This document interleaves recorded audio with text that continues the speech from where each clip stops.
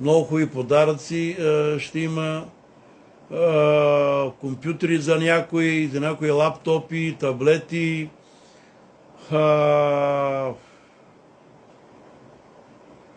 много хубави дневници, много хубави други подаръци. Какво да ви кажа?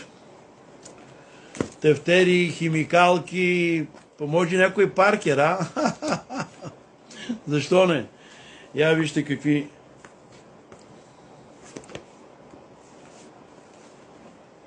такива дневници с златни такова.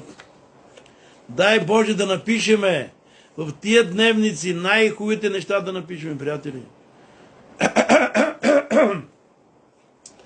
Така че тези подаръци за нашите студенти и за наши приятели, тук имаме много неща, други сувенири, а за децата пък, какво да ви кажа? Най-хубавите играчки, най-хубавите неща. Някои ще получат много големи подаръци, защото това са най-бедните деца в България и в света, да знаете. Тефтери много хубави с кожа, естествена кожа, да знаете. Това са естествена кожа, тефтери, химикалки, календари, флашки, много хубави флашки, по 30 гигабайта.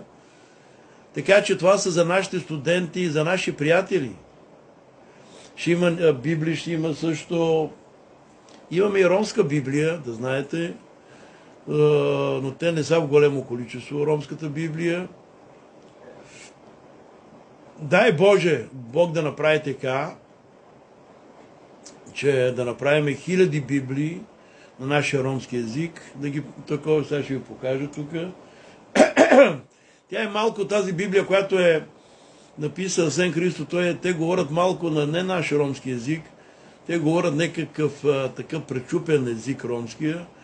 А знаете, че калдарашки език се говори в целия свят.